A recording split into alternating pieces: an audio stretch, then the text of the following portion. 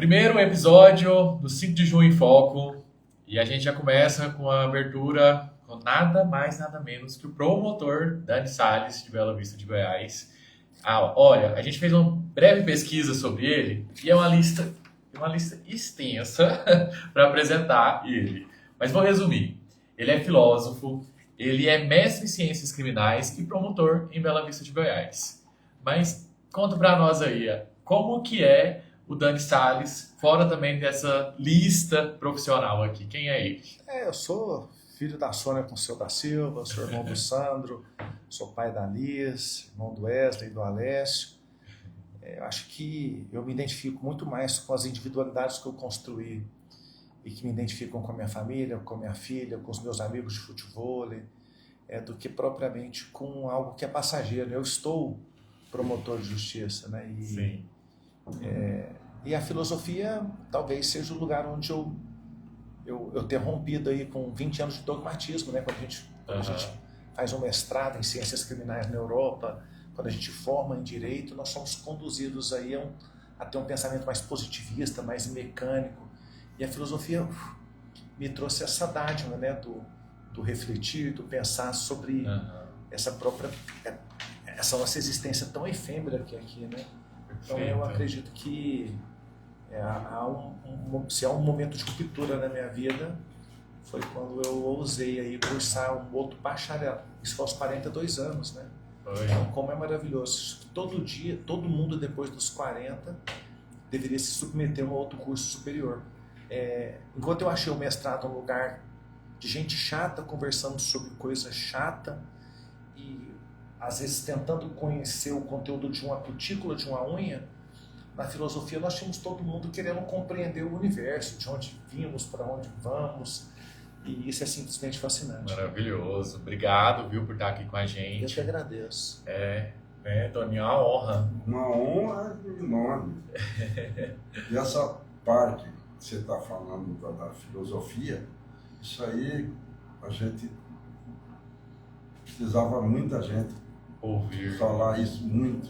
Mas na vida nem tudo é virtude. Quando eu passei 6 meses, 1 ano lá na Faculdade de Filosofia, eu conheci acho que de 50 a 70 pensadores que me influenciaram muito, e todos eles eram agnósticos. Eles não tinham prova nem que Deus existia, nem que não existia. Você acredita que com 9 meses de filosofia eu comecei a flertar com essa possibilidade de que eu não tivesse, mesmo filho de um pai católico, de uma mãe evangélica, sabe? Cresci num berço cristão, eu passei a ter orgulho de dizer que eu não tinha um acervo teórico para afirmar a existência ou a ausência de Deus. E eu me envergonho muito desse momento, porque eu não sei se você já leu Sincronicidade de Jung, mas o universo, o cosmos, ou Deus, se você preferir, resolveu falar comigo por signos. Depois de eu tomar essa posição onde eu fugia desse teocentrismo, minha filha nasce. Olha só. E quando minha filha tinha 6 meses, ela teve uma convulsãozinha, que é normal para qualquer mãe, mas eu achei que eu estava perdendo aquilo que era mais precioso na minha vida. E eu botei ela no colo, corri com a babá e não botei ela com a babá, eu botei ela entre eu e o volante. Tá mais fácil eu matar ela num acidente, né, pressionada contra o volante, do que ela ter uma febrinha de 39 graus, né? A criança convulsiona. Mas eu lembro que nesse trajeto de 12 minutos até o hospital, minha filha me devolveu Deus. Então eu falei, cara, eu preciso crer em algo maior, em algo que salve minha filha, algo que não leve minha filha. E aí sim eu vi essa figura da Trindade, né? Um Pai Filho, um Pai Cristo, um Espírito Santo. Mas apenas num segundo instante, que foi quando eu conheci as irmãs franciscanas, que eu me reaproximei do diálogo com Deus. Porque essa minha relação com Deus no momento de tormenta da minha filha foi uma relação espúria, né? Na necessidade, Deus me ajude, né? Na necessidade. Oh, meu Deus! Não, as irmãs me aproximaram de uma forma bonita. Não sei se você conhece as irmãs franciscanas. Elas vivem pela bondade e pela caridade. Sim. E crendo, né, num dogma franciscano e nessa figura desse Cristo que tudo abriga, em que abriga a todos e que em tudo abriga. Como é que foi esse momento com elas, com essas irmãs franciscanas? Eu fui convidado pelo Gilberto para ir lá ajudá-las. Elas tinham um sonho de construir uma escola, mas elas não tinham nenhum real. Uhum. E eu achei engraçado, porque eu estava construindo, falei, elas não vão construir uma escola nunca, né? Uhum. Porque elas não têm uma fonte de renda. E eu perguntei para elas como é que era o projeto delas de construir a escola, e elas falaram que Deus ia prover cada tijolo. E não é que Deus proveu. Esse ano a Escola das Irmãs acaba, vai abrigar 278 crianças, estudando em período integral, vão chegar 15 para 6 da manhã, e elas vão embora às 6:30 da tarde, vão tomar cafezinho da manhã, lanchinho, almoço, e vão embora jantados num bairro profundamente carente de Bela Vista. 278 famílias vão ter onde deixar seus filhos com dignidade, com excelência, de uma escola particular. E os propósitos delas eram tão belos, elas começaram a me levar para uma capela para orar. Mas eu senti uma paz tão grande. Eu sei que você não vai acreditar no que eu vou te dizer, mas do dia que eu conheci as irmãs, em 6 meses, a minha vida econômica mudou. Primeiro eu saí da área criminal, eu vim para a área civil. Ela falou, um dia elas pediram para mim, né, não joga mais ninguém na cadeia, não. Né, vamos dar estudo para as pessoas. E a gênese, o propósito delas é muito belo. Né? É um mundo com mais escolas, mais livros, mais canetas, mais sabe, amor, menos prisões. É um mundo de fraternidade, da compaixão. Então, em 6 meses, a minha empresa que vivia dos direitos autorais do meu livro, sabe, é como se a porta da prosperidade tivesse abrido. Cursos, contrato para palestra, não duro, não tem como explicar. Eu devia ter 50 mil, 60 mil seguidores no Instagram, sabe, vão ganhando capilaridade nas redes sociais, e de uma relação silenciosa. E eu acho que na vida não há coincidência, na vida há providência. E um dia eu falei para a irmã que eu queria honrar essa providência, né? Que eu queria... eu nunca ofertei. Eu nunca depositei uma moeda numa sacola. E eu já namorei com moço evangélico, eu frequentar a igreja 3, 4 anos seguidos. Então eu achava, sabe, eu me sentia como se fosse... Voltando para aquela época medieval, quando o cara comprava o perdão dos pecados, sabe? E não, com as irmãs eu não sentia essa relação de dízimo ou de oferta. Eu sentia a relação que era de contribuir com um propósito. Então eu doei para elas todos os direitos autorais sobre a minha obra. Né? Seu livro. Que é um dos livros mais vendidos pela... É o livro sobre o Tribunal do Júri mais vendido do Brasil, né? Olha, que é Persuasão na Tribuna. Então, eu acho que nessa relação aí com as irmãs, eu ganhei muito mais que elas, né? Porque o que eu ganhei foi material. E sabe, teve 2 empresários que me seguiam no Instagram em setembro, que pediram para visitar a escola. Um pagou as esquadrias, outro deixou 100, 200 mil de contribuição. Passou 30 dias, eu estou dando uma conferência no auditório com 2.000 pessoas em Goiânia. Um delegado da Receita Federal me cumprimenta e falou, Daniel, dá uma passada lá na Receita, eu vou dar uma força naquela escola lá que você está ajudando. Olha só. Nós fizemos um bazar agora, deu R$500 mil. Meio milhão. Então, o que eu acho, né? Que o meu encontro com as irmãs não foi uma coincidência, foi uma providência. E como a providência divina. Eu rogo todos os dias para que Deus dê saúde e vitalidade para aquelas irmãzinhas, porque elas são, para mim, a conexão mais perto que eu já tive com Deus. Olha que legal. E o jornal visitou a obra, a gente tem imagens aqui para a gente dar uma olhada de como está o andamento lá. Para você ter noção, isso que você está olhando aí, nós estamos falando em termos de terreno e construção, você está vendo R$3 milhões, né? Sim, é muito caro a obra dessa. É muito caro, né? A estrutura da obra é muito robusta, né? A obra é muito grande. Mas 3 milhões já foi ou até terminar? Porque ainda o acabamento também é meio... Deixa eu te contar uma coisa. O mais engraçado que você pode ver, cada pessoa que chega na obra acaba assumindo. Sabe, os produtores rurais agora no final do ano, eles... cada um doou um bezerro, quando vê, elas tinham 200 bezerros. As irmãs fizeram um leilão, elas arrecadaram 300 e poucos mil. Então, o que eu acredito? Esse projeto não é mais das irmãs, né? Esse projeto é da comunidade Bela Vista. E quando um projeto está a serviço da sociedade... Essa área ali não está asfaltada não, né? Teve um projeto de asfaltamento. Ouvi dizer que parece que esse progresso vai chegar lá agora. Porque o prefeito asfaltou o Las Vegas, mas acho que ali ainda não, né? Ele acertaria muito, porque... Tem projeto. Se o Deus tocar no coração do prefeito, essa vai ser uma rua que... Ali teria que ser asfaltada essa parte. Sim, porque pensa só... Muito pouco, né? Vão ser 270 pais que vão estar buscando os 270 filhotes na escola, famílias, né? É muito importante, né, para a comunidade de Bela Vista. Eu acho que isso aqui foi um presente. A gente sabia o quanto era importante também para sua vida, porque você abraçou essa causa tão maravilhosamente, né? Hoje eu falei para a juíza, eu vi que tinha 100 mil nas penas contra os... Sabe, às vezes a pessoa foi pega com porte de arma, cometeu algum delito, ele paga em forma de cesta básica, que é em dinheiro. Ela falou que ele tinha 100, vou confidenciar uma conversa de bastidor hoje do fórum, mas a juíza, foi o primeiro dia que eu a conheci hoje, né? Falei para ela, doutora, vamos pegar esses 100 mil, esse dinheiro não pode ir para presídio, sabe? Esse dinheiro não pode ir para segurança pública, esse dinheiro tem que ir para escola, tem que ir para educação. Eu não sei se vocês sabem, mas há 2 anos eu peguei o dinheiro e devolvi entre 10 grandes iniciativas. Uns fizeram um sopão, outros fizeram na pestalose, ajuda dos autistas, outros fizeram na equinoterapia. Entreguei para o rancho, onde o André abriga. Toda vez que tem um adolescente em conflito dentro da família, nós temos um lugar para brigar com muita dignidade ali indo para Piracanjuba. Mas resumo da obra.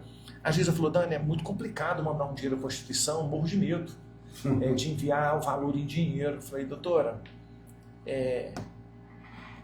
lavra esse alvará de 100 mil e manda para as irmãs, e se sumir R$1, 1 grama de ouro desse dinheiro, eu sou avalista delas e eu devolvo, né? Eu poderia te dizer que há muitas poucas pessoas nessa vida que eu avalizaria com tanto grau de certeza. E eu sou avalista daquelas irmãzinhas. E com muito orgulho, né? Porque elas são muito honestas. São muito honestas. Às vezes no final do ano eu falei pro Gilberto, vou assar uma carne para as irmãs, vou levar uma picanha lá para elas. Ele falou assim, se você entregar uma carne nobre para elas, elas não têm coragem de comer e elas doam para aqueles que são menos favorecidos, né? Então é um dogma franciscano, caridade e bondade. E se eu puder levar um pequeno legado daquilo que elas distribuem para a minha relação com a sociedade, com a minha família, ou de ensinamento para deixar com a minha filha, já valeu a pena ter dado poucos passos nessa jornada da vida ombreado com aquelas irmãzinhas, né?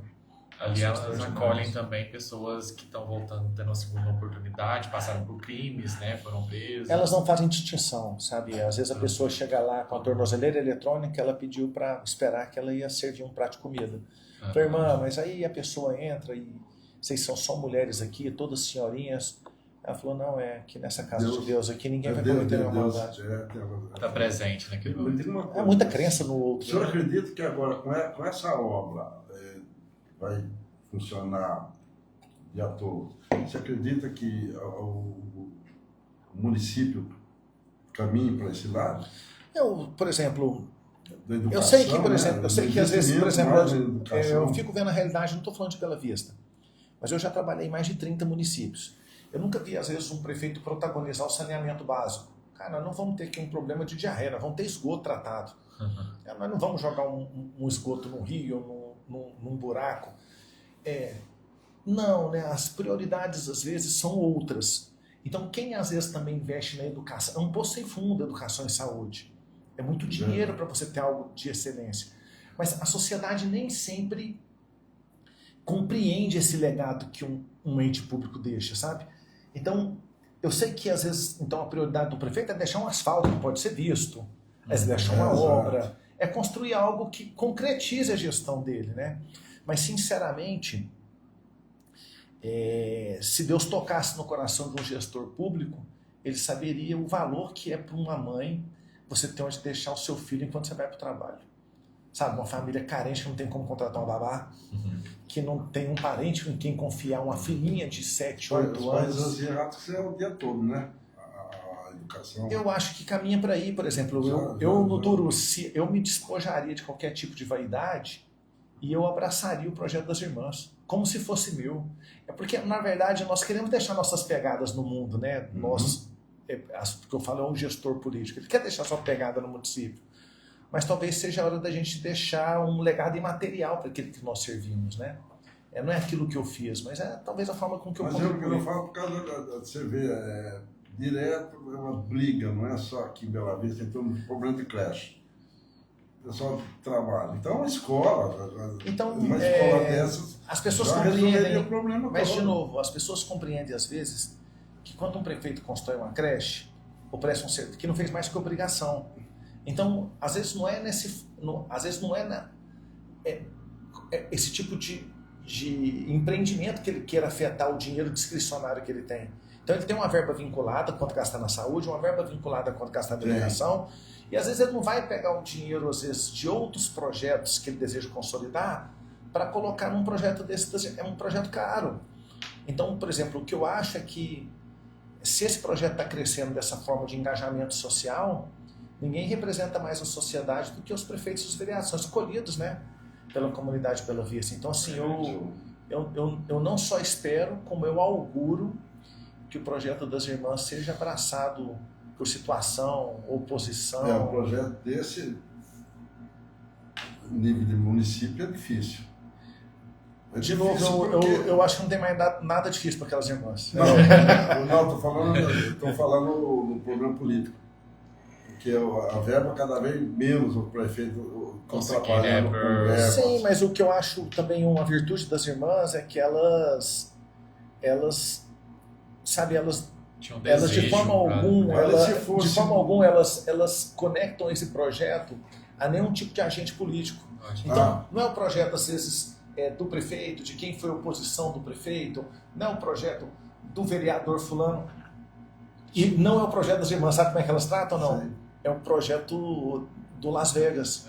Mas só uma pergunta, o sonho delas já era desse tamanho? Ou o senhor que aumentou? Para você ter noção, o sonho delas agora é maior. Elas já querem construir uma escola do mesmo tamanho na área do lado, e elas também querem que haja um local para atender essas crianças, que a gente tenha pediatras para poder atender esse pool de crianças, sabe? Maravilha. E o sonho delas já era aquele tamanho de escola mesmo.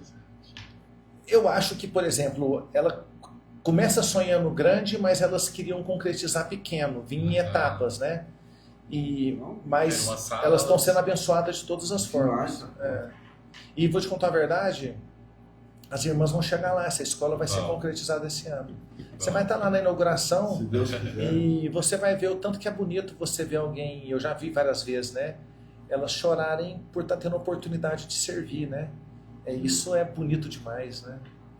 Isso é bonito demais. O dia que eu fui lá no bazar que eles fizeram, estava um sol de 40 graus, e o pessoal não queria, elas foram lá, pôs todo mundo para dentro. Não, mas aqui vai mesmo. Ela falou, não tem problema não. Eu liguei no fim do ano, falei para ela, vou comprar uns presentes para você dar para essa criança. Eu vi que ela tinha cadastrado 140 crianças. Ela é tão honesta que ela falou para mim, nós não precisamos de mais presente. Já tem. Nós já temos presente, nós vamos dar carne, nós vamos dar um frango. Olha só. Nós temos dois bois aqui, nós vamos conseguir dar um pedaço de carne, nós vamos conseguir dar frango, dar uma cesta básica. Você não quer dar uns panetone, não? Então, a cesta das irmãs esse ano teve panetone. Então, o que eu acho assim?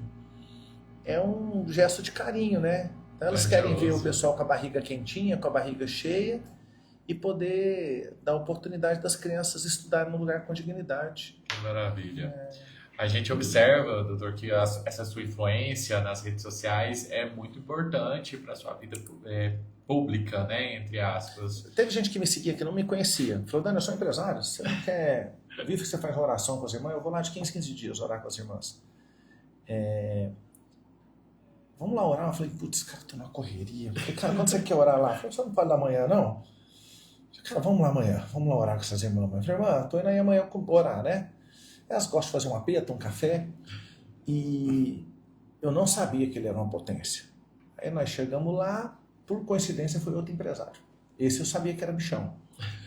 Aí, porque ele falou, tô no meu avião aqui, no Mato Grosso, tô chegando em Goiânia, quem tem um avião é bichão, né?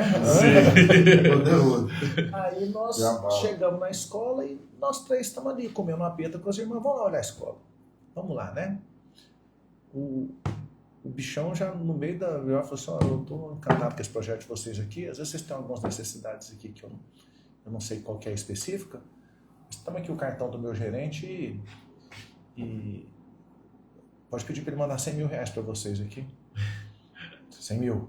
Não à tarde, tá? Uhum. Aí o outro que eu achei que era pequenininho, cara cortês, gentil, educado, com a esposa dele, caladinho, sabe? Uhum. Falei, cara, esse cara aqui, que cara bacana de lá junto com ele, curioso para entender as coisas. No finalzinho da visita, ele virou e falou assim, mas aqui vai ficar caro essas esquadrias, hein? Aí o cara falou, aqui é um dinheirão, deve ser 300, 400 mil de esquadria, sabe? Aí, e você sabe quanto que é de esquadria? Aí o Luiz estava comigo, falou, é bem caro, nós vamos deixar bem pro fim, porque a esquadria é uma etapa que custa 15, 20% da obra. Caríssimo. Quando nós estamos chegando no portão das irmãs, e ele virou e falou, você não conseguiu olhar quanto custa as esquadrias aí? Mas amanhã me liga lá na empresa, as irmãs ganharam as esquadrias de presente. Nossa, que maravilha. Agora fala pra mim, esse trem não acredita. Como é que a pessoa te vê no Instagram, já... vai com você num convento, Já veio, né? já, né? Não, eu acho que esse movimento cósmico é um movimento divino, sabe? O ambiente lá Atraiu. é diferenciado, né? O delegado da Receita, eu achei que ele ia mandar uns 15 tênis. Eu falei, vamos doar esses tênis que ele vai mandar. Mas só PlayStation ele mandou uns 10, 15, Apple Watch, tablet. Que isso? Ele mandou uma fortuna em material. Ou seja, as irmãs são abençoadas. Amém. Mas ali é abençoado. A gente entra ali, a gente sente diferença. E você vai ver, esse ano você vai assistir Se Deus quiser. essa inauguração lá, viu? Vamos sim. A gente observa aqui nas redes sociais que o senhor tem 141 mil seguidores. E sabia, muita Gabriel, gente. desce um pouquinho até escrito sabático, né? Sim. Todo é um ano período. eu saio 100 dias. Então você está um período E esse é o sem redes primeiro sociais. ano onde ela está aberta. Porque as pessoas às vezes fechado. querem saber sobre os cursos, minhas Sim. conferências, às vezes quer mostrar o meu conteúdo para outra pessoa, então da última vez, durante a pandemia acharam até que eu tinha morrido. Mas em dezembro eu saio, volto apenas depois de fevereiro, e são 100 dias onde eu faço um detox completo de tudo que é tela. Então se você abrir o meu WhatsApp aqui agora, é impressionante porque eu sei como é que é o fluxo de conversa no WhatsApp, esse aqui é o meu, acabou. Eu não tenho um grupo de WhatsApp. Sim. Não tenho um grupo de WhatsApp. Eu não atendo ligação de desconhecido. Eu não assisto Netflix, TV aberta e nem YouTube. Nesses 100 dias eu leio 10 livros. Nesses 100 dias eu emagreço 10 quilos. Nesses 100 dias eu caminho com a minha filha nos parques. Nesses 100 dias eu ando com a minha cachorra. Nesses 100 dias eu dialogo com a minha mulher. Então, nesses 100 dias eu sou eu. Então, todo ano eu saio de sabático 100 dias e são 100 dias que me ressignifica. E aí as pessoas falam assim, em média o meu Instagram tem um fluxo de 3,5 milhões a 4 milhões de views por mês. Quando eu voltar agora, ele vai ter um fluxo de 200, 300 mil. Aí os meus gestores de rede, porque eu recebo 150 mensagens, eu tenho uma equipe que responde. Obrigado pelo carinho, vou encaminhar para o doutor. Mas eles viraram para mim e falaram assim, isso é louco. Todo mundo sonha em ter um fluxo de trânsito mesmo na rede social. Quando você voltar, você vai voltar no modo under. O que eu falei para eles? Eu não posso viver no modo under. Mas voltar aqui no Instagram, no TikTok, no Facebook, no modo under, toda hora as pessoas estão vivendo no modo under. Elas te dão um bom dia e não esperam a resposta. Então eu acho que é o momento de nós nos reconfigurarmos, e o nome que eu dou para essa virtude é chamado de pertencimento. Esse sabático espiritualmente também, se o senhor faz alguma... Ele, igual disse, né? As irmãs me levaram a um desafio. Eu leio 20 páginas da Bíblia por dia. Não leio uma página comentada e não assisto nenhuma pregação. Eu tento que eu entenda a passagem que eu leio. Eu não consigo vencer. Eu tento ler 20 páginas, eu leio 5 e eu entro em tanto conflito interior, me leva a tantas reflexões, mas tem sido também um bom propósito, né? Ler a Bíblia sem nenhum intermediário, para que eu possa entender aquilo que a Escritura entrega. Vou repetir, eu nunca fui um homem de grande religiosidade. Eu até creio que o predicado do bem, ele não é um monopólio dos cristãos, sabe? Você tem pessoas que são budistas, que são extraordinários, sabe? Às vezes a pessoa crê em Alá, em Shiva, no Deus chuva. Então, mas como me trouxe conforto poder ter uma matriz de identidade com esse Criador, sabe? Porque eu acho que o grande complexo do ateu... Se você pudesse descrever hoje o Criador, o que você fala para nós? Antigamente, até há 5 anos, eu gostava de uma frase de Voltaire que ele falava: o universo me intriga e eu procuro em vão, que possa existir um relógio, um relojoeiro não. Então, no meu primeiro livro, eu uso essa frase e falo assim, obrigado, Criador, porque eu acreditava numa força amórfica regente. Eu não dava um rosto para esse Criador, sabe? Mas hoje eu conheço o rosto do Filho dele, que é Cristo, né? Então, assim, é muito bacana você poder... Eu não sei se você sabe, mas o ser humano, nós vivemos num mundo de ficção. Aquilo que você conhece como município, como instituições, isso são representações.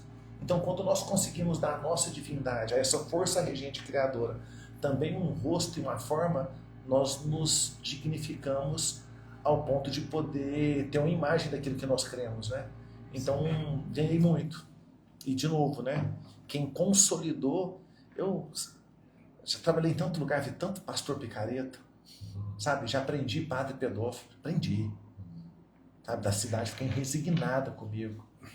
E então, assim, quando eu acho que vou entrar que eu vou me solidificar na filosofia com um rompimento, sabe, com essas tradições, como igreja, um padre, um pastor, eu vou e me pego apaixonado por essas irmãzinhas aqui, porque bacana. Mas era na filosofia. Os livros que o senhor escreveu foram jurídicos, né? Agora não, agora eu vou lançar o meu primeiro livro, ele chama... Eu escrevi em inglês e português, chama 8 Secrets to Influence the World, 8 segredos para influenciar o mundo. É o meu primeiro livro como filósofo, vou convidar vocês para o lançamento. Vai ser no Oscar Niemeyer, né, com apoio da Secretaria da Retomada, onde eu entrego um algoritmo não computável da persuasão. O que uma IA, o que um ChatGPT, o que um Google, o que essa forma quântica de dialogar com o mundo, esse cálculo, o que ele subtraiu de nós, o que nós temos de único que nos possibilita conectar com outra pessoa. Porque não há algo mais belo do que quando uma alma humana toca outra alma humana. Então, meu livro dialoga sobre isso. Faz 8 anos que eu estou escrevendo. Vai ser lançamento quando? Eu tinha acabado o livro há um mês, já tínhamos definido a capa do livro, inclusive é a capa aqui do meu Instagram, o que aparece é ela, mas aconteceu algo de incrível. Eu descobri que aí a capa do livro, que coisa linda.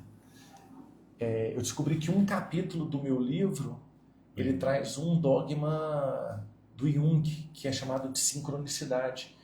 Pensa comigo, com o advento da ciência, as pessoas acreditavam que a física, a matemática, a probabilidade, ela indicava aquilo que era científico ou não. Mas Jung percebeu que é uma força muito grande, que é a força do acaso. Como que o improvável acontece? Como é que essas irmãs estão dando conta de, sem nenhum real, construir uma escola de 4, 5 milhões de reais? Força do improvável. Como que a vida pode ser constituída na Terra? Sabe, é uma conjunção de 168 elementos mínimos. Para que esses 168 aconteçam ao mesmo tempo, a ciência está procurando outro planeta habitável aí nos últimos 50 anos, com os telescópios mais revolucionários. Então, Jung resolveu estudar esse improvável, essa forma com que alguns símbolos e signos conseguem tornar o improvável não um movimento mítico, mas um movimento coordenado do universo. O livro é fabuloso, é um livro de 122 páginas e eu estou me pegando na releitura dele para poder aprimorar um dos capítulos. Que ótimo. Maravilhoso. Marcelo, né? Nossa, eu estou ansioso para ler.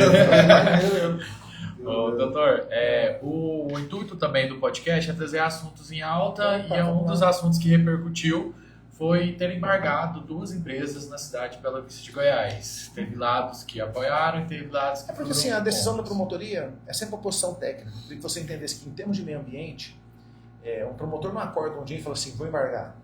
Toda vez que tem uma decisão urbanística e ambientalística, existe um setor do Ministério Público chamado CATEP. Lá eu tenho um pós-doutor em urbanismo, lá tem 8 urbanistas. Lá eu tenho um pós-doutor em direito ambiental.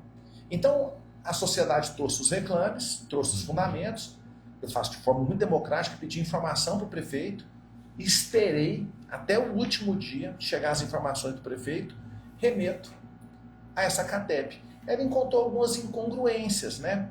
Na forma com que foi feita a doação, eles acham que poderia ter sido uma forma mais democrática, nas questões urbanísticas, né? A forma com que aquele empreendimento ele pode vir a representar algum tipo de lesão à saúde, ao bem-estar das pessoas que moram no condomínio que está do lado.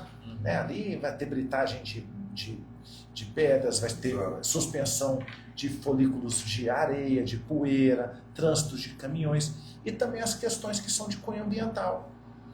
A única coisa que eu faço é depurar aquilo que os técnicos me trouxeram, que são ambientais. Sabe, eu não tenho nenhum desapreço pela vontade do prefeito de tentar fomentar mais emprego, a iniciativa privada, de querer trazer o progresso. Ele está de parabéns, mas eu tenho muita isenção para se há, né? O promotor tem um dever de proteger os direitos individuais, homogêneos, coletivos e difusos.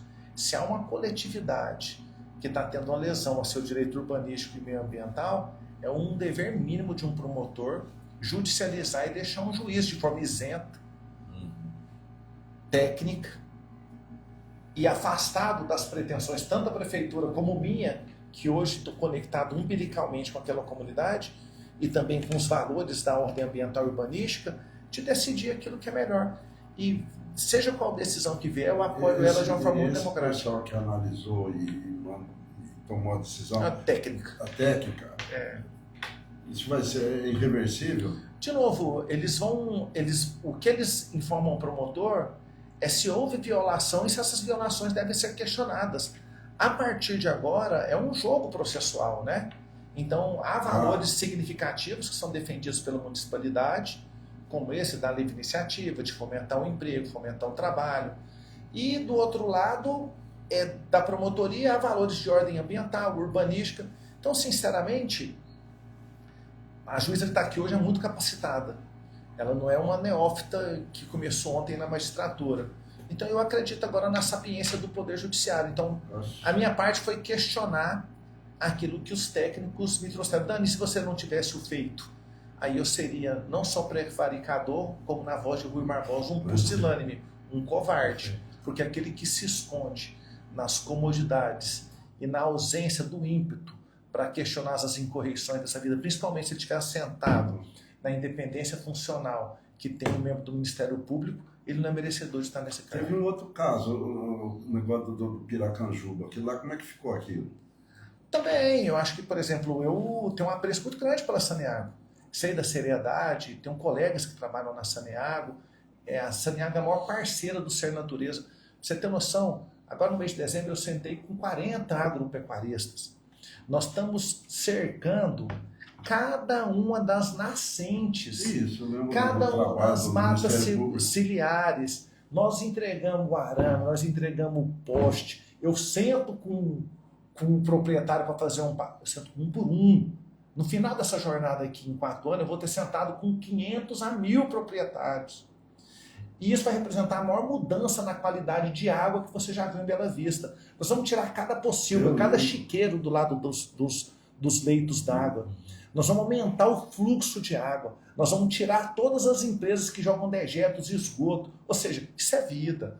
Agora, a pergunta que você tinha feito era sobre sobre o Rio Piracanjuba. Agora, se um momento pontual, eu vejo que por um descuido da Saneago, uma rede coletora de esgoto, ela está permitindo que, de alguma forma, né, algum tipo de dejeto inapropriado seja lançado dentro do nosso manancial de água, é minha função também questionar. Então, assim... porque eu estou falando uma pergunta porque eu participei daquela primeira reunião que você fez da... É estranho, né, que eu esteja sentado numa mesa com a Saneago e que 15 dias depois eu processe a Saneago numa ação tão contundente quanto aquela que foi perpetrada.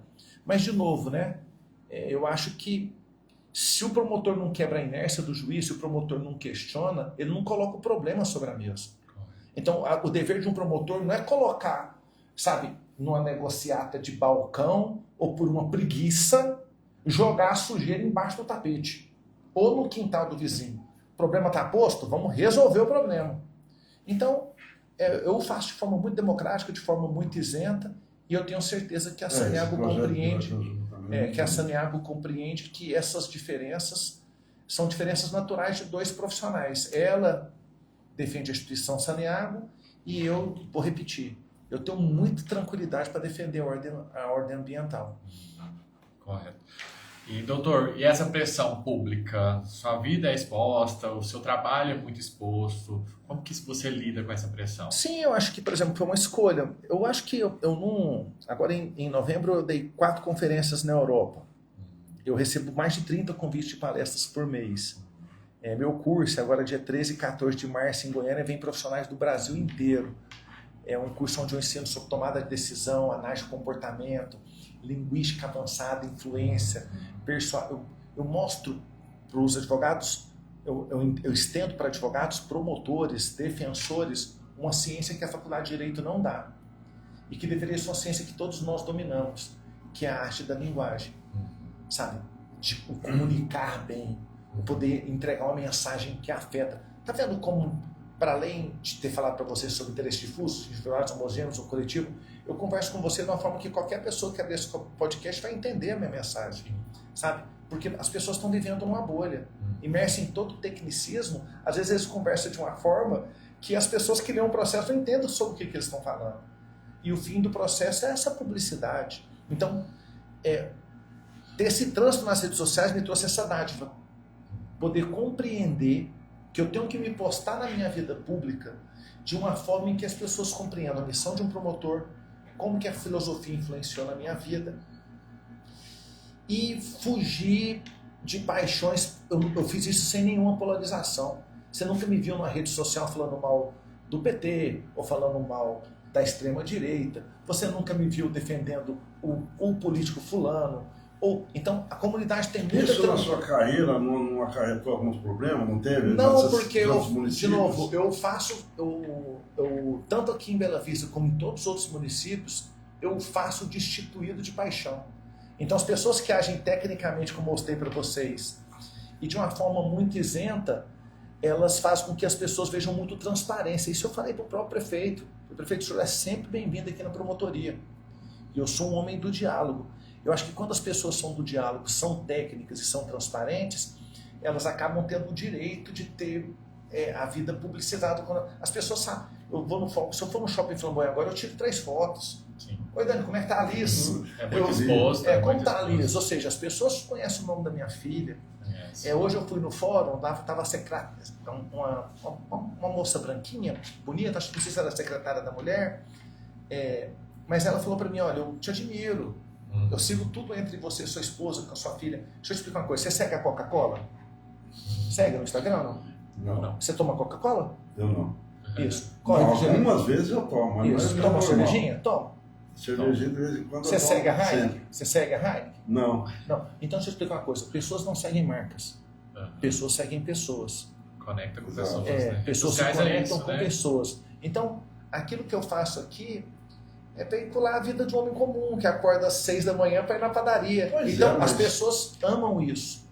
Então, acho que o grande segredo de eu ter alcançado essa capilaridade nas redes sociais, e acredito que foi ela que me deu a capilaridade nas palestras. Eu não sou nenhum notável, sabe? Não é pelo doutorado em psicologia ou pela formação na filosofia. Eu acho que o que me levou... O tempo seu, eu admiro. Como é que você faz? Você falou em off aqui, você está falando mais aí disso tudo. A administração. Como que ele consegue administrar tantas coisas? Você está me falando de Flamboyant, falando da Europa. Escrevendo livro. Vai escrevendo livro, está falando que de qualidade com a família. Conversou com 500. Deixa eu te dar um exemplo. Às vezes eu tenho um evento igual em Brasília, o governo do estado manda um avião para me buscar aqui para dar uma conferência, para fazer uma abertura do evento da Polícia Militar lá. Eu devo ter conversado com aproximadamente 28 tropas especializadas nesse ano. Para que eu converse com a tropa especializada, eu tenho que estudar. Então, na verdade, o que eu estabeleço são prioridades na minha vida. Então, por exemplo, algo que é sagrado para mim, e minha filha sabe disso, o principal é eu suprir as necessidades afetivas dela. Então, todo final de semana que eu estou com a minha filha, você pode derramar um hit é inegociável. Eu já abri, às vezes pode dar uma conferência de 45 minutos, ganhar 15 mil reais, é muito dinheiro, mas é um sábado que eu estou com a minha filha. Eu não vou pegar um avião e aí não abro mão. Eu não negocio. Eu não negocio com honestidade, eu não negocio com decência, eu não negocio com família. E aí, se eu não negocio com essas virtudes, que é muito fácil de existir. Então, o que eu sei fazer? Eu tenho que buscar minha filha, ela está na escola, eu tenho que estudar inglês com ela. Eu estou refazendo inglês de novo. Minha filha está no Flora, nós vamos fazer a tarefa junto, nós vamos escrever junto. Agora, nas férias, nós já lemos 3 livros. Então, deixa eu te contar uma coisa. Eu estou vivendo o divino. Mas para viver o divino, eu não tenho uma joia. Deixa eu te contar uma coisa. Olha que mulambagem aqui, ó. A calça de uma cor, o paletó de outra. Eu tenho um terno. Um terno. Eu não tenho nenhuma joia. Eu tenho um relógio. E mesmo assim, esse dia para trás falaram que é um relógio de universitário. Mas que dia que você vai me ver com um adorno suntuoso? Se eu tiver que ter um adorno suntuoso, eu vendo ele para entregar para as irmãzinhas. Então, por exemplo, eu não tenho pretensões de cunho material. Vou te dizer de novo. Há 1 ano eu recebi uma proposta para poder migrar da promotoria para advocacia. Eu ganharia 4 vezes o que ganha um promotor, mas eu teria que mudar para São Paulo. A minha identidade profissional, a alegria que eu tenho de fazer aquilo que eu faço, de servir a sociedade, não tá. A vida sempre vai te testar. Então, eu não vendo palestra no final de semana que eu estou com a minha filha, que nós temos nossa programação. Agora nós vamos viajar para o Nordeste. Ninguém da minha família leva dispositivo eletrônico. A gente viaja à moda antiga. Tira o ticket para ir para o aeroporto, leva as identidades na mão, leva um cartãozinho de crédito no bolso. Só que aí nós vamos nos curtir. Eu queria poder mostrar para vocês aqui a foto do meu Natal e do meu aniversário. No meu Natal estava eu, minha filha, minha mulher e a minha babá. No meu aniversário, se eu te mostrar aqui, estava eu, minha filha, no dia do meu aniversário, eu recebi no WhatsApp 680 mensagens.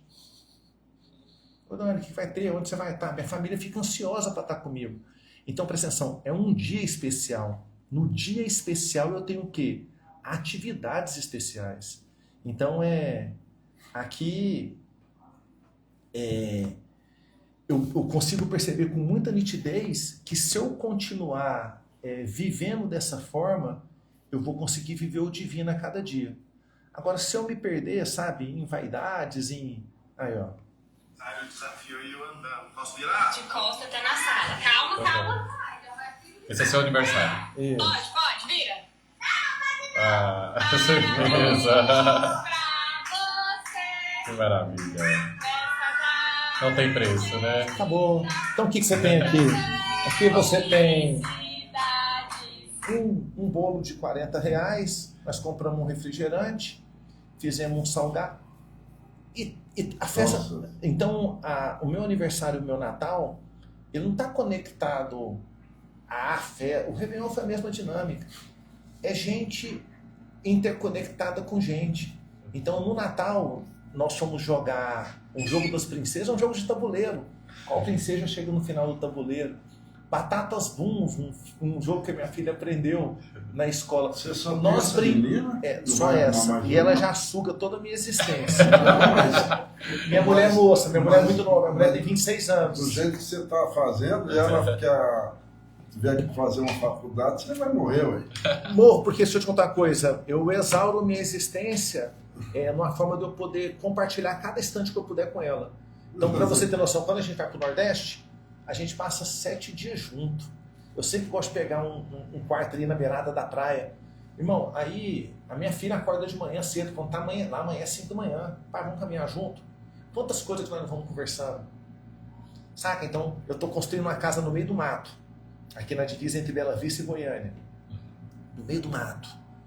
Então, a minha filha virou agora no Natal e falou assim, pai, me dá R$200 de Natal. Eu falei, filha, mas o papai já comprou para você uma cachorra, deu uma Golden Retriever para ela. Ela falou assim, não, é porque eu quero te ajudar na construção, se der 200 eu vou emprestar para você. Ou seja, né, eu estou criando um ser humano em fraternidade, em humanidade, em gente. Minha filha é uma menina extremamente gentil. Mas acho que é Ela porque... vem aqui Vem na promotoria, nas freiras. veio nas feiras já umas 5 vezes. O que eu tenho por certeza é que muitas das pessoas que estão nos ouvindo agora entregaram os filhos para ser criado pelo YouTube, entregaram os filhos para ser criado pelo Instagram, sabe? Os valores que eu entregue pelos meninos estão no mundo virtual. Então, o que nós temos que fazer é gente conversando com gente. Sabe, desvirtualiza. Lá em casa não tem essa de ter uma janta com um dispositivo eletrônico em cima da mesa. Isso não vai acontecer. Entendeu? Então, assim, eu acho que nós vivemos um momento de resgate. E esse momento de resgate vai fazer com que nós nos reconectemos com aquilo que há de mais precioso em cada um de nós, que é sermos nós mesmos. Então, se você pegar um adolescente, ele quer ter o carro do Wesley Safadão, quer fazer a viagem da Anitta, quer ter o avião do Gustavo Lima. Nós não queremos ser nós mesmos. E não há nada mais precioso do que viver uma jornada em que nós temos a dádiva de sermos apenas nós. Então é isso aí. Então, assim, eu creio que tem uma vida muito boa. Se eu ouvir de uma moça que eu admiro muito, ela falou que tem uma vida muito boa e muito simples para ser vivida. Mas se a gente quiser complicar, tá, aquilo que a gente vê não é a vida, aquilo que a gente vê são recortes da vida. Hoje eu atendi 2 pessoas na promotoria. Eu perguntei para eles como que foi os últimos 3 meses, o que aconteceu de bom. Eu sabia que tinha coisas ruins nos últimos 3 meses.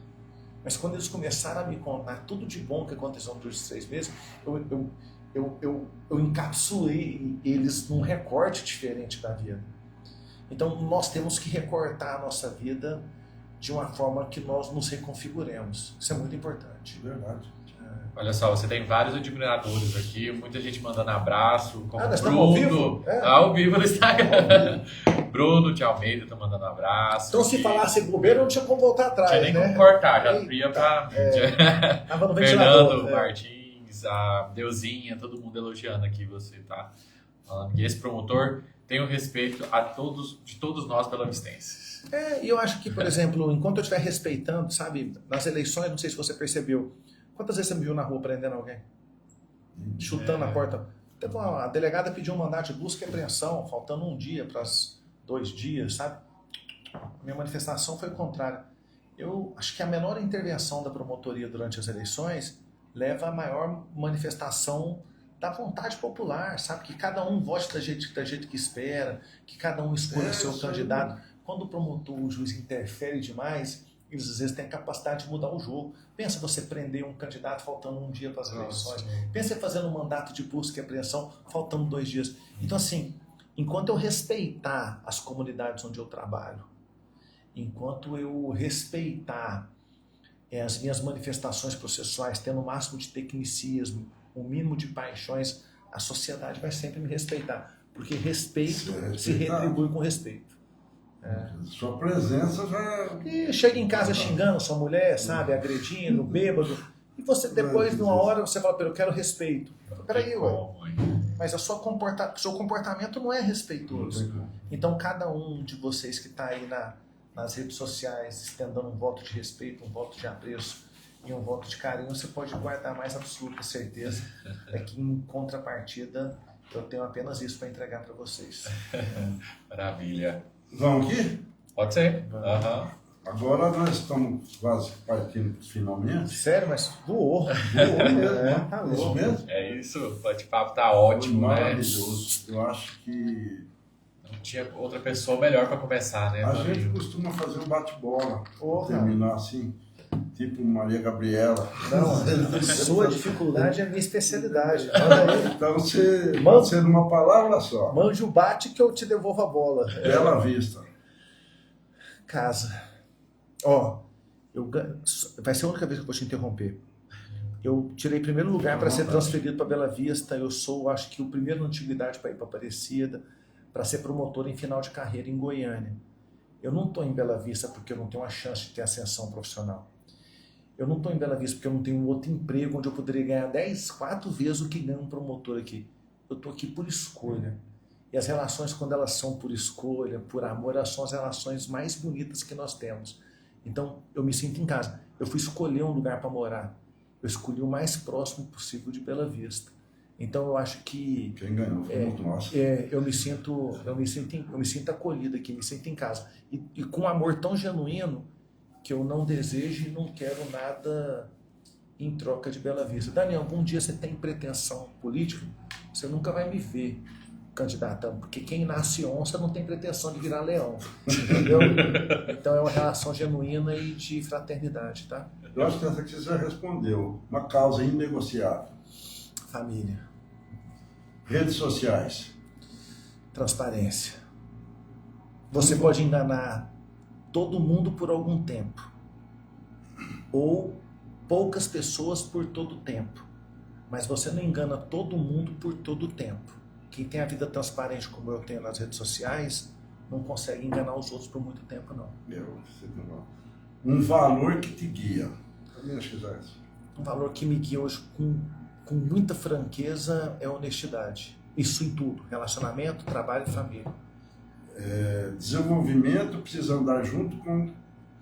Desenvolvimento tem que andar junto com a fé. Desafio do direito, tem algum hoje?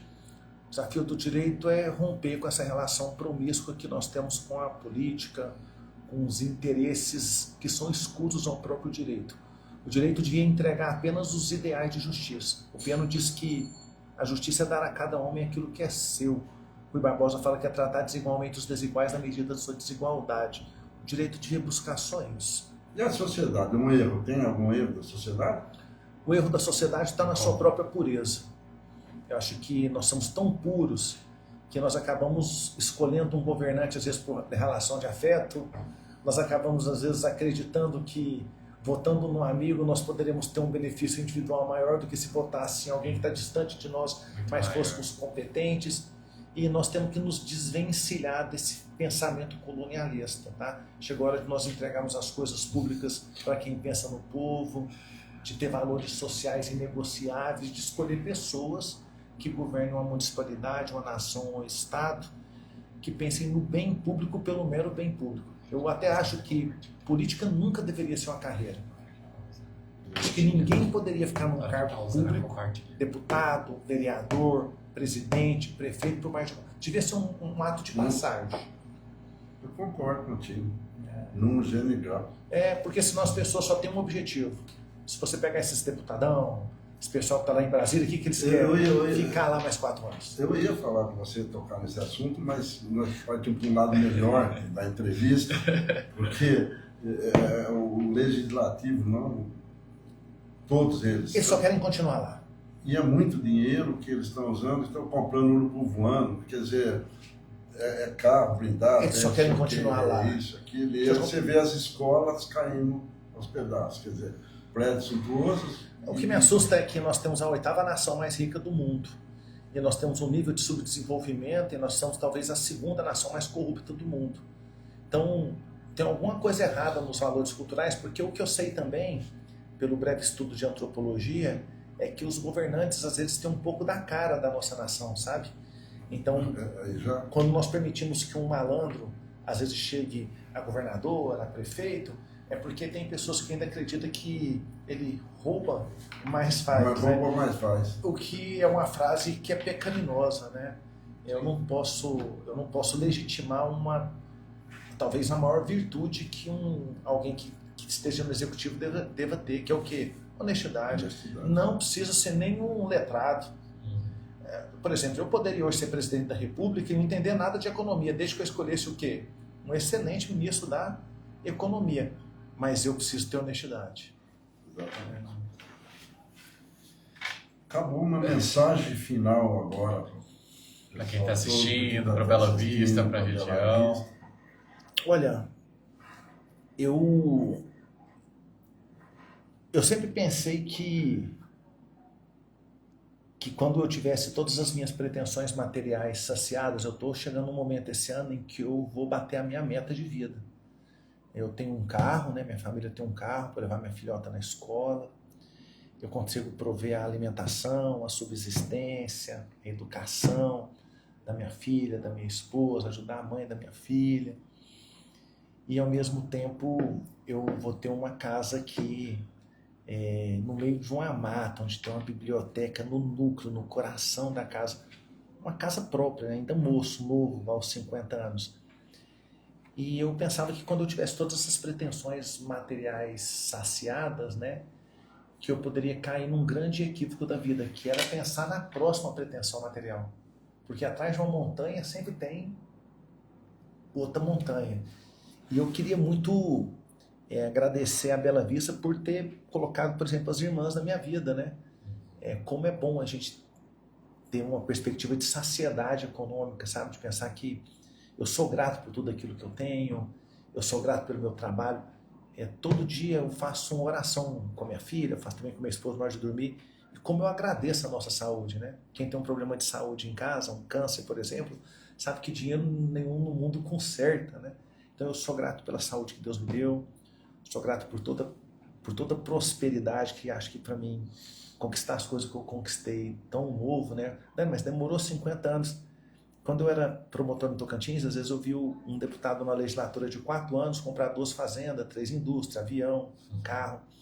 E como eu tenho orgulho de ter juntado moedinha por moedinha, grãozinho por grãozinho, e ter demorado. Porque a gente dá muito valor nas coisas conquistadas devagarzinho. Até uma moça que nós conquistamos devagarzinho, o valor dela é diferente. Então eu quero que Deus me dê essa dádiva. E eu queria que Ele também entregasse a você a dádiva da saciedade, de invejar menos, de cobiçar menos, e dessa alteridade. A doutrina holística chama de mindfulness, a possibilidade que nós temos de viver agora. Por exemplo, vocês me perguntaram quanto tempo a gente pode ficar no podcast. Não há tempo. Porque nesse momento eu estou sendo eu e estou conversando com vocês na perspectiva de que vocês sejam apenas vocês, uma relação honesta e horizontalizada. Em momento nenhum vocês precisam me chamar de doutor. Então vocês têm a liberdade de me chamar pelo nome. Eu dei esse permissivo. Né? Nós nos tratamos aqui de uma forma tão igualitária e esse é o bonito da vida. Deixa eu te contar uma coisa. Eu não tenho um amigo que me chama de doutor. As pessoas quando entram na promotoria me chamam de amigo. Então assim, eu conquistei o direito de ser chamado de Dani. Eu conquistei o direito de ter um emprego que eu amo, de dormir com a mulher que desejo, de ter a filha que eu sempre sonhei. Eu estou em Passarga, Dani. O senhor já era admirado. Eu estou em Passarga. Eu acho que agora Vai ser bem mais, né? bem mais admirado. Quantos promotores não estão trabalhando na comarca que eles não gostariam de estar? Então, assim, eu vivo em Bela Vista todas as glórias do mundo. E aquele que vive as glórias instantâneas, ele reside na posteridade. Ele reside na eternidade. E como que eu sei isso? É que eu não desejo que esse momento hoje pare. Tudo aquilo que eu vejo, vivo no Instagram. Tudo aquilo que eu vivo hoje aqui em Bela Vista, na promotoria. E tudo aquilo que eu vivo dentro da minha família, eu queria que se perpetuasse. Isso é um grande sinal que você está em ordenação cósmica naquilo que um chamou de sincronicidade. Então, é o que eu desejo para cada um de vocês que está me escutando. Sabe, vamos aspirar menos amanhã. Sabe, vamos ter menos. O grande mal do mundo é o quê? Pânico e ansiedade. Exatamente. Nós temos um pavor quanto ao hoje e uma ansiedade profunda naquilo que havemos de ser amanhã. E quem te entrega esse prospecto é isso aqui. Está levando. Então é um luxo. Você não me fez essa pergunta. É que o sabático do próximo ano possa ser de 150 dias. Nossa. Em vez de passar 100 dias. Aí vai perder 15 quilos. Ler 15 livros. Ler 15 livros. Poder comprar outra cachorra. Tem Poder mais dar um menino para a mãe dos meus filhos, para a Bruna, né? Ou seja, eu acho que vou repetir aquela frase, tem uma vida muito boa para ser vivida. E se a gente souber valorizar aquilo que nós estamos vivendo aqui agora, e acho que esse momento significou isso. Então quero agradecer a todos vocês pela oportunidade, o carinho da comunidade. Estou falando hoje eu fui fazer uma audiência em Bela Vista, eu tirei 3 fotos no fórum, né, com a secretária, com a servidora do fórum, e um rapazinho que estava na porta dizendo, tanto você comparar o carro, porque eu vou ser promotor. Então, provavelmente, se eu abrir meu Instagram aqui agora, os 3 devem ter me marcado no Instagram. E eu não tenho oportunidade de compartilhar esse gesto de carinho, mas queria agradecer aos 3. Então, dizer para vocês que isso não é só sendo promotor que pode ser vivido, isso pode ser vivido como professor, isso pode ser vivido como influencer, como jornalista. Todos nós temos a condição de viver essa dádiva divina, né? Muito bom, obrigado, viu, por Nossa, tudo. agradecemos Maravilhosa. Maravilhosa. Obrigado por essa Obrigado. oportunidade de estar aqui de frente com você. É isso aí, sempre. Muito bom. Maravilhoso. Esse foi o primeiro episódio. Você mudou meu foco em muita coisa. Aproveitando o foco ali. O foco do 5 de junho. Os próximos episódios, pessoal, aproveitando aqui que a gente está ao vivo, vai acontecer às terças-feiras. O podcast vai acontecer por temporadas. Então a gente vai ter 4 entrevistas durante todas as próximas terças-feiras. No mesmo horário e no mesmo canal aqui, no ao vivo, no 5 de junho, tá bom? Obrigado por todo mundo estar aqui. Um abraço. Tchau, tchau. Você bate papo.